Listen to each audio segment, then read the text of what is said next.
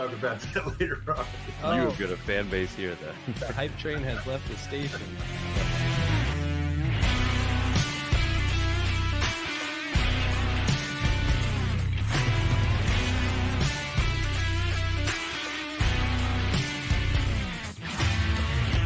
How old did you say this was? 12 years. 12 years, yeah. Man, it is good. We just threw all of that on the floor, and this man has no regard for safety. He is not wearing shoes. He could go down while using it. And John's dead. Wow. That didn't take long at all, but I'm sure he'll come back.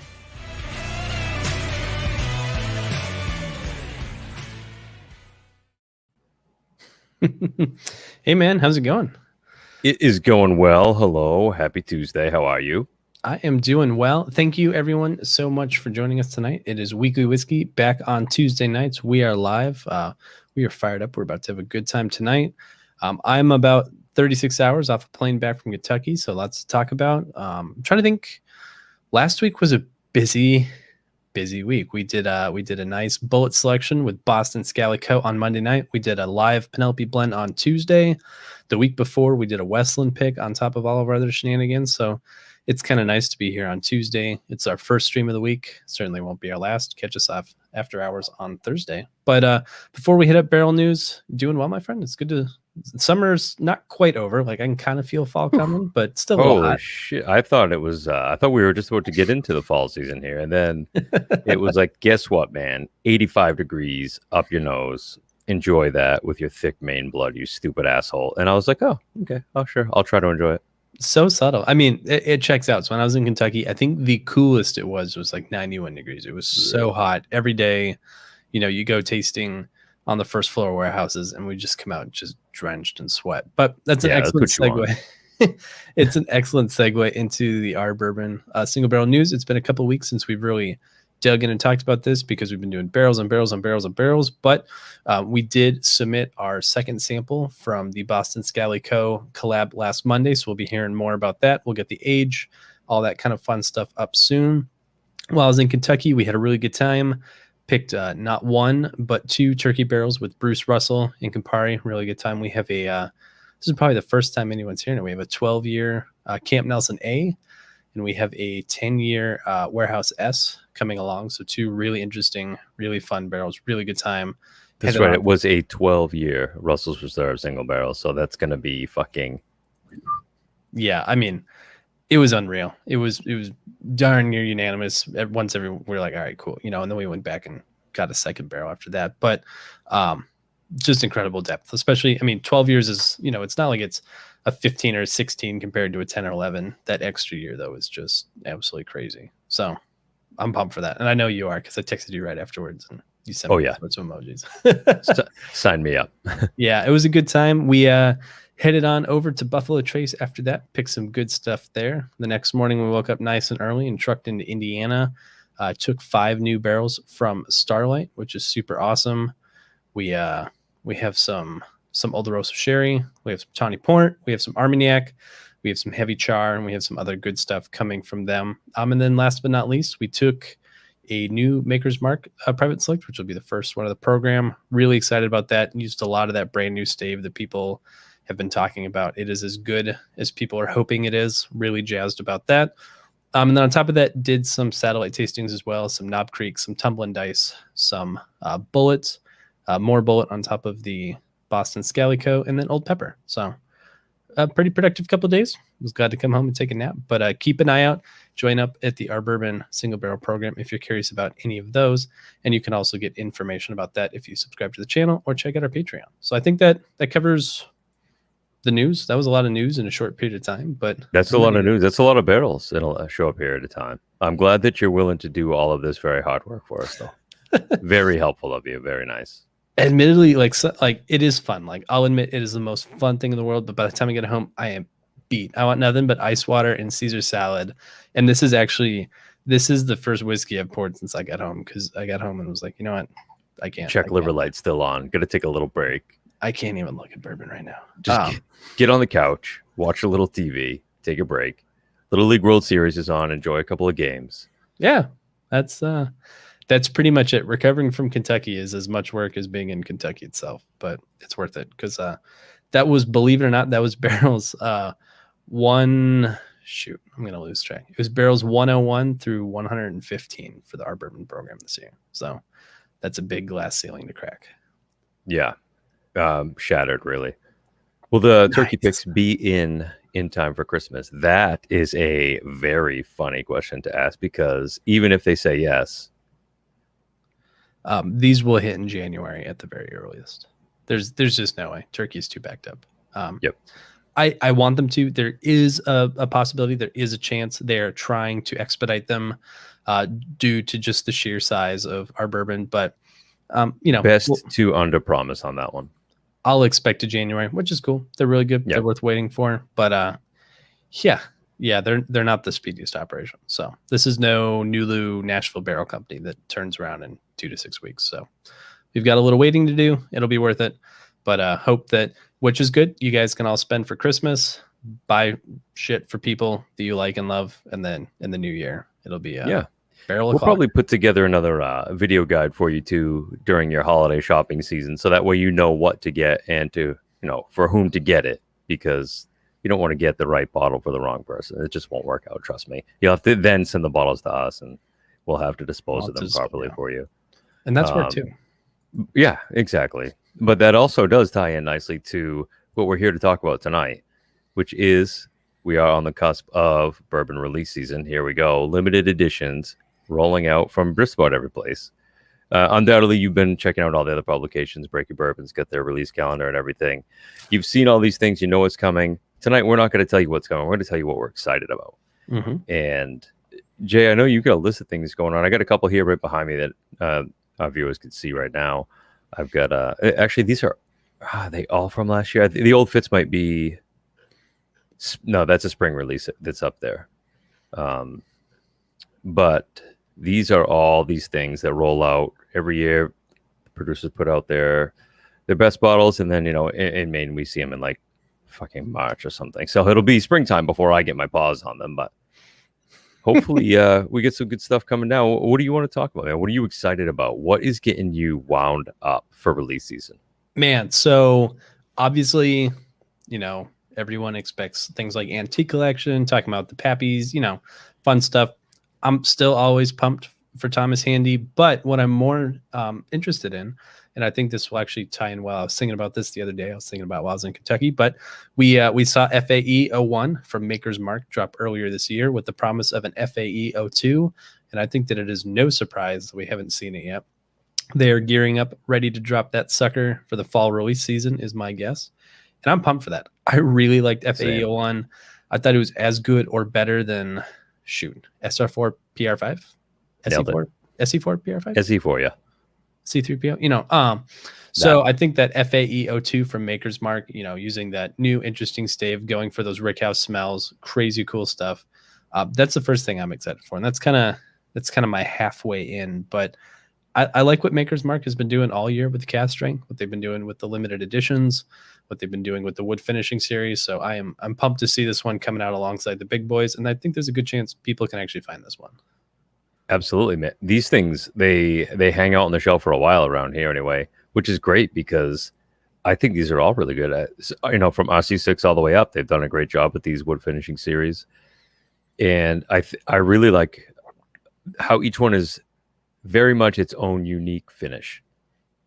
Now, granted, that'll get dashed this fall when FAE 02 is the follow-up to its predecessor. However, if it complements it, great. If it's the same thing, okay, whatever. It was good the first time. Maybe this was just lightly different, whatever. That's great, because it's still going to be a good product, and the price is right, and they're easy enough to get. So I think that Makers has been killing it with these, considering they've been doing the LE for like 3 years max. So I think it's good for them that they're doing it this way, and that they're doing a 2-a-year release on that too.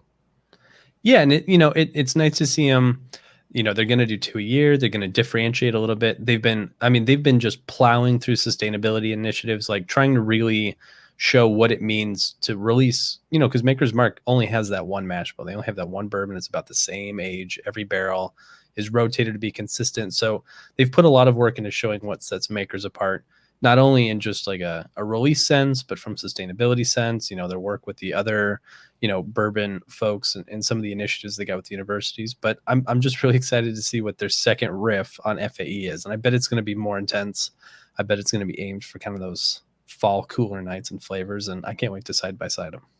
Oh, man, I can't wait for cooler nights. That is going to be good. Yeah, I'll definitely do a comparison on those. That'll be fun. That'll make for a good after hour segment too. We'll have to go ahead and film one of those. Oh yeah, be fun to do them blind. Oh shit, yeah, that'd be great. Maybe because it doesn't really matter which one you like better. Because realistically, you can still probably go buy either one. Once the new one releases, that is, you should be able to get either one. So I think if anybody wanted to do the comparison, they could. I think it's yeah, we'll do them blind. That's a good idea. Cheechbot in the chat mentioned that Larseny C921 has been better than Elijah Craig Barrel Proof this year. Oh, we'll see where that goes. That's not really the limited release that we're talking about, but it is one of those ones that is limited in who has access to it. Not incredibly easy to grab at least the Larseny Barrel Proof. Elijah Craig is still luckily easy to get around here, which excuse me, we've been beating that drum all year on how great of a product that is for all the boxes that it checks. Come Christmas time, I'm sure I'll be talking about it again. How that's the one that we do the old bottles we're thankful for, bottles we're gifting, and things like that. Man, that one always comes up. Yeah, it kills me too because I love the new Larseny. I think they're as good. Usually just a little step under or right up there with Elijah Craig. I can find Elijah Craig all day. I have not seen a single Larseny that wasn't.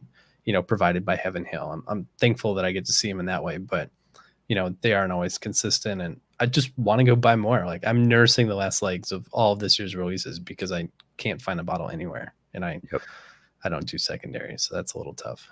Yeah, for sure. So something that I'm pumped up about is something I think I was texting you the morning that the Cola hit TTB is the Seagrass 16. Yes. I can't wait for this. I love Seagrass. It will be in the running for Whiskey of the Year everywhere, Everybody's going to be talking about this thing.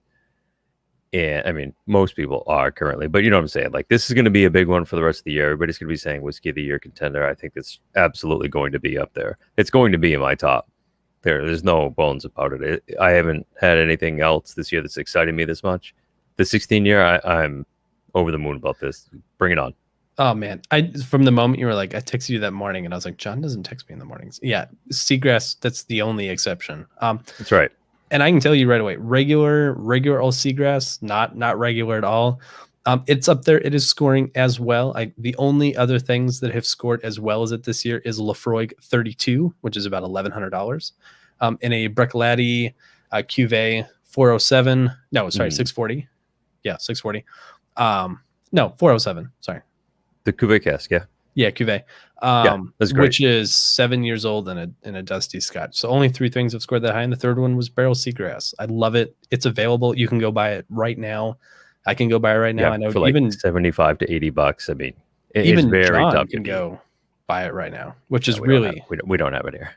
Oh, but you can't. We just got Barrel this year. We just don't have Seagrass yet. We have Dovetail though. Oh, wow. Baby steps, man. You beat me to Barrel because they just launched here 3 weeks ago. Oh, I was working on this hard through December. Okay. And really trying to get their stuff here so I could buy Seagrass when it hit. Definitely. After we had the media samples of that, man, I couldn't back off it. I was like, where can I buy it? To the point where I was asking Barrel, give me a link to who's selling this because I need to buy some now. Yeah, I've bought more than I'd care to admit this year. I've got a couple stashed away. I've been through at least 2 bottles. It's fun to pour for people, especially people who are like, I don't like rye. And I'm like, well, try something interesting. You might still hate it, and that's fine, but at least give this a go. And I think absolutely that 16, I can't see that thing being less than $300, and I don't even care. If it's as good as the regular old Seagrass, it's got to be all Canadian. That's their only source that can be that old. So we're looking at a blend of 3 finished Canadian ryes, which are things that I know you like and I like at the beginning of the day, let alone crazy finishes. I'm very excited about everything that's got going for it, and the potential there is huge. Mm-hmm. Be very excited to talk with Will about that next week. Yeah, that's a nice teaser. We'll have our holiday correspondent, Will Schragus, on. It's going to be a good time. That's right. Yeah, we always tear it up with Will, too. Oh, man. There's always something about the day after a stream with Will. Yeah, that Moves a little next slower. morning is a little foggy sometimes. Every time. We get a little toasted, which is a totally purposeful segue. What do you think about Wild Turkey Masters Keep 1? I don't know. I just don't know. I feel like I am not excited about it. I would love for it to roll out and to get a taste of it and say, holy shit, I like it. I'm going to try to find one. I would love for this to happen. It has not happened yet with a single toasted anything from anyone. Okay. I'm kind of not the market for that, I guess. I'm not sure. You can make plenty of arguments. Revered 101, DJ, great friend. He points out that I do like the Maker's Mark finishing series. Sure, that's really not different than a toasted finish. I mean, it is a secondary finish on this that makes it taste the way it does, and I do like those.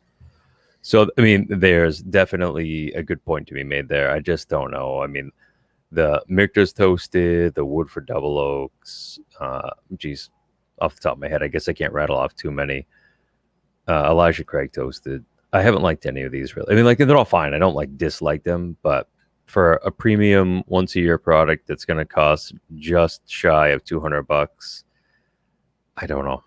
Last year's Masters Keep 17-year bottled and bond Killer. didn't matter. I was like, sign me up. I'll buy one. Yeah. Let me pre-order that shit. But for toasted release, I don't know. I have faith in the blending prowess. It's just that I'm not sure that it's going to suit my needs. And it's funny you say that because I actually have a prediction. I'm ready to be wrong. I think it's silly to make tons of predictions, but I think what you're saying is what I've heard from just darn near everybody, right? Everyone's like, you know what? I'll give it a go. I'm curious. Like, I'm sure it's not going to be bad. I don't know if I'm going to pay $200. I bet this thing vaporizes on landing. I bet this is that I'm so interested to see, especially how many people I know that have been like, nope, leaving it on the shelf, just can't be bothered to touch it. I bet I see some Instagram posts with Wild Turkey 1 like days later. So it'll be a go. It'll be like Russell's 13. It'll be gone before it hits the shelf, right? Like nobody's going to see this damn thing except for the sealed photos online. Yeah. I'm happy to split a bottle with you, man. Let's do that. I mean, I'd happily pay half price to sip it once or twice, and if I don't care for it, send you the rest of it back. You got a deal. I'm Okay. curious I'm curious if Wild Turkey can nail it. Toasting is really hard. We're about to see that with the Penelope blend that we have sitting now. You know, toasting is absolutely, I think, one of the hardest finishes to work with because you have to know your base spirit so incredibly well. But I'm willing to give it a shot, and I think that it's going to be a lot harder than some folks think to get. And that's I think that this will be. I mean, they also, as of last year's Masters Keep, entered into a new realm of notoriety, so to speak, where these things, the turkey in a box, does not sit on the shelf the way it used to. Mm-hmm. I mean, I still see folks here and there throw a post together saying, "Oh yeah, I just found a decades," or you know what I mean. Like there's every now and then it's like they're still popping up older releases. Yeah, those days are gone. I don't think we're going to be seeing Masters Keep 1 in 2024 unless it's some gas station in Arkansas. I don't even think those will be safe from this. I mean, I think you're right. I think it's going to fly. I think it's going to vaporize. I think it will be up there with the hard shit to find, like My Beloved Thomas Handy. I think that it's you probably aren't going to have to go to quite the lottery length, but I don't think that, you know, years past we could go by Revival, we could go by Cornerstone, right? We could, you know, other weird, like even Basil Hayden Toast is out, like you can find that fairly easily. It's just even sitting on the shelf here for $50 if you want to buy but one. I think even with the overwhelming sea of people who aren't interested in you know, self-professed not interested in toast, I bet it's gonna fly. So yeah, oh yeah, I have no doubt about it. I won't be one of the guys buying one right off the shelf, but that doesn't mean that it's going to be a flop by any stretch. And who knows, like it might be fun to track down. I'm looking forward, certainly. If I see one, I'll buy one, you know, because someone's got to be the first guy to get that bottle, send out samples to people, see who likes it, who doesn't. But I, you know, other than my one stop, I hit a couple liquor stores every Saturday morning. I'm definitely not putting on pants an extra day of the week to make it happen. Yeah, well, we all know your stance on wearing pants. Someone's got to Old Fitz. I'm pretty excited about that. As you can see behind me, I like the Old Fitz releases. There's only been, I'll say, 1.5 that I don't really like, because one of them I just thought was okay. One of them I flat out didn't really care for that much. I thought it was not really for me. But all the past, past I think like 4, maybe even 5 in a row, I've cared for quite a bit. Wow. So I'm excited to see what this one's like. What I forget which Old Fitzes were misses for you. One of the 9 years. Oh, okay. And No, okay. I can see that. there was a, geez, off the top of my head now, I'm not going to remember which year it was. Yeah, we'll circle back. We'll drop it in the show notes. It was one of the spring releases that I wasn't wild about, and it just drank a little hot for what it was. I mean, not bad, but also, I mean, could have been the location I tried it. It was the one I tried. I didn't have a bottle of that one, so sure. I'm willing to chalk that up to, I'll try it again if I see it. I have we'll have to do a future episode. Let's see if I'm pointing in the, right. Oh, there. I have the fall release here, so we'll have to drink that on an after hours and see. Oh yeah. If that's one that people should be hunting down or not. Totally. It came while I was away. I got home and I went, oh, this looks interesting. That's right. Haven't really had a chance to try yet, but looking forward to it. I mean, Fitz, they have dialed that in really well too. You know, not quite the same way as Elijah Craig Barrel Proof, which is same age, generally same profile. Like these guys are bouncing all over between spring, fall, different vintages, different ages. I think it's really nice to see them. They've gotten some consistent quality in very different flavor profiles, but yeah, they price it good too. It's usually right about $10 a year. I mean, I'm cool with what they do with those. Yeah, the only one that's gonzo expensive is the red label, 16 the year distillery only. And that's, distillery only. You're in Kentucky, you already know you're kind of paying that tax, and that's $230 for a, it's 16 years. It's stuff's not getting any cheaper above that 12-year mark. Yeah, we reviewed it. It's really, really nice. It's also really expensive. Yeah, it's also that. I every time I get a chance to get one, I always end up getting one, but I think to myself, as I swipe that card, I'm like, yeah, hurts a little bit. Yeah. You can like gloss over a lot of things, but once you break that $200 glass ceiling, it's really hard to forget it. I'm with you. All right, what's next on your list? Man, so I think I'm hoping, and this is probably the farthest fetching thing on my list, is I'm hoping that this year we figure out how much Buffalo Trace is getting made. We know that they're making more and more every year. I really want Thomas Handy, like I always do. We know generally what Stag was, what Weller was, what Sazerac was 3 years ago when they last gave us production numbers. I'm hoping those numbers are huge now. I absolutely know that this is a fairy tale dream, and I'll go back to drinking Stag Junior, which makes a lot more sense. So I'm like, I get it. I'm a realist. This is kind of like my pipe dream hope for hunting season, that this is the year that Buffalo Trace has just blown the doors out in production quality, in quantity, and that it's good, it's available, and I feel like you should just pinch me right now. Yeah. Okay. All right. I like it. I like where you're going with that. That's it's fun. I'm liking the diversity we're getting, and I also think on the other side that Beam is going to pick up the slack. They're going to help us out. I think that we get another strange pseudo limited, not really limited. Like you can still find Old Tub, right? Like I can still find it. Yeah, I can buy a case of it tomorrow if you want. Yeah, same. So I think that we've got the hyper end, we've got my pipe dream, but back down on the surface of reality where the rest of us live. I bet Beam gives us some crazy fun limited edition that's sub $40 and actually available. And I don't know. Old Tub was fun. It was not amazing. It was not the best bourbon we've ever had, but like Old Tub works for everything. Like I still get in the tub with some frequency. I mean, it's great for making inappropriate puns. It's great on your wallet. Yeah. It's good in a cocktail. Actually, some of the cocktails we made last year with that thing, with the Cracker Jack syrup and stuff, so that was like absolutely lights out. Some of that stuff's great. I mean, you can sip it neat. It's not going to knock your socks off, but it's totally serviceable whiskey. It's impressive for the price, I guess. Mm-hmm. In that it's like, just the hair under $20. But overall, I would like to see Beam do another crazy. I would also like to see. This is like a total bullshit. But I would love to see Beam sort of address like the age proof man. batch price point. Like I don't understand really where they're placing the premium. This upcoming little book, chapter 5, I think kind of helps underline this.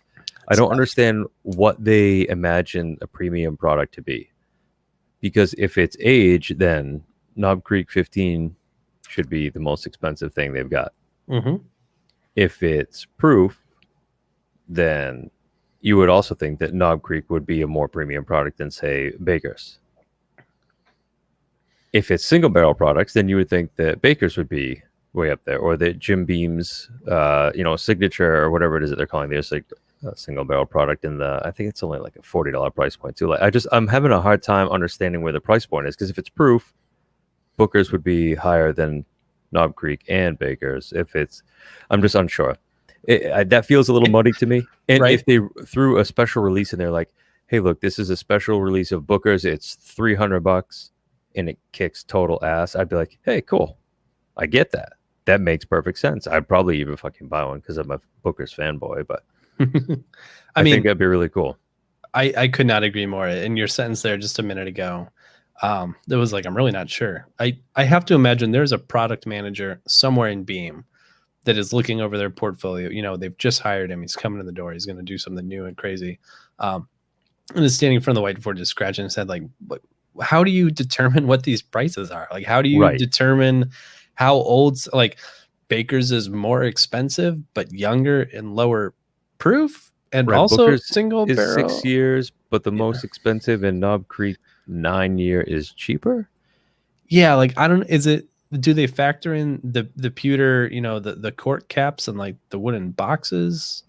I'm not sure what to do with my hands. I honestly think that the Beam portfolio is so, it's kind of like Microsoft, right? Where like someone tinkers with something on way over on one side of the house and it like totally messes up a bunch of stuff on the other side of the house. Like, yeah, there's an odd butterfly effect that goes on internally. I mean, like, I love what they're making, but geez, I'm having a tough time figuring it out. And I think release season is a good time for them to kind of, which they did with Baker's when they, relaunched that as a single barrel. They did the limited edition 13-year of that, which was fucking great, by the way. Oh yeah. I would love to see something like that happen. I know that Booker's has always been their premium product. They always keep this thing placed up high. That's fine. When I hear like the difference of like Booker's or Little Book, that makes me think like Little Brother, maybe not quite as high end of a product or something. Like the marketing there is just, I don't know. It's all kind of cloudy to me. And I would love to see this release season have Beam kind of step that part up for us. I totally agree. And it's weird. We don't often see companies totally just nail the lower priced limited edition, like Old Tub, bottled and bond, non-chill filtered. It's like $19. Right. You can find it, total all-star. And then, which leads me to be totally afraid that we're going to get like another Knob Creek 120th that's, $130 for a 10-year bourbon that tastes bad, right. But it comes in a box. So a nice box though. It is a nice box. I have one. I think it's nice. The bourbon inside is totally boring. It's ambient in a bottle. And like, I've never seen a company nail the low spot and then like, just totally whiff at the top end. So I hope that this is the year they give us something crazy good. Like whether it is, another limited edition Booker's anniversary or Booker's Rye 2, or if they give us a Knob Creek that's like 17 years and 63% and price, like that'd be nice. That would be nice to say the least. Yeah. So I think that, that's my hope. I'm thinking that this is like Beam season. Like even Maker's Mark stepped up. Someone we never expected to step up to the plate and play ball, because Maker's was already happy to be in their corner. They did what they did and they never changed it, and that worked for him. But, with Maker's stepping up, there was nowhere left to go but Beam. So I'm into it. Totally. I think that wraps up my list. Unless you get something else, I think I'm ready to start pulling this thing home because I'm just excited to get into the whiskey. I mean, yeah, I'm good on my list because like I'm already feeling things about Beam. So I think, in some FAEO2 is the thing I really want to buy. Masters Keeps One is the thing I'm going to buy if I stumble on it. And I hope to God that Beam gives me something I want to buy. That's like my hunt season. Like, all right, it's almost here. We're about a week out from September. Like, let's put on our driving pants and see who gives us, who gives us the good and who gives us stuff that we kind of regret. But yeah, I'm on board with that. So, I mean, for me, I'm looking forward a lot to barrel and see what they're going to be rolling out our way. Mild spoiler that they will be on with us next week at this time, next Tuesday, 9:00. Check that out because we'll be able to talk a little bit more about maybe new things that they are going to be bringing for us to love and enjoy. So if you're interested in checking some of that out, join us next week. But anyway, the barrel stuff, Seagrass 16, I'm really pumped about. I'd love to get my hands on this fall's Old Fitz. Obviously, the Buffalo Trace stuff, like you said, they make a ton of great whiskey. Hopefully they make more and release more, and people kind of are able to get their paws on that. Not going to fucking happen. But hey, there's plenty of other stuff out there, man. Go get in the tub, right? Yeah. Live in the tub. And yeah, it would be cool if Beam had another cool release this year. I'd be pumped about that. Same with Four Roses, too. Oh, man. Excited to try out their stuff always. It's always great. That's I didn't even think about Four Roses. At this point, it's hard enough to get those private selections. We all know that. Yeah. Affliction at this point. I'm excited to see what they do. I don't know if you got the Mellow Moments survey the last time that rolled out. I'm excited to see what they do with that because that's the second survey they rolled out here in the last half of the year. Mm-hmm. And I'm curious where that's all going and if that's going to lead to something. But I'm not at a point where I want to make a prediction on it. I'm just optimistic. Someone over there is looking for information and they're listening to people, and that's never bad. At least, Four Roses isn't out to exploit people, and they're not going to release some $500 thing. I'm curious to see what they do. I filled out the survey myself. I can't wait to see what they have in store. I think it's going to hit in like the spring. That's my. Yeah, I don't think it's going to be for this season with how slow they move, but I'm just excited that they're listening, asking and listening. Yeah, and that's really what all of our lists come down to, right? Is that producers are listening for the things that get, people who want to buy bottles and drink bottles excited. And they're mostly rolling them out between that Seagrass and Makers and even Beam. They might fumble sometimes, but we get a touchdown every now and then. Sure. Awesome. But, cool, man. Well, I'm looking forward to it. Fall's almost here. Selfishly, it means that colder weather is coming. I'm tired of sweating. Same. I have been, oh my God, it's just been so hot. So whether you're in it for the booze, whether you're in it for the snow, whether you're in it for the cooler weather, let us know on the comments. Go ahead and subscribe, give it a like. Hit us in the comments if you're looking forward to something we didn't cover. If we did and you disagree, I'd love to know.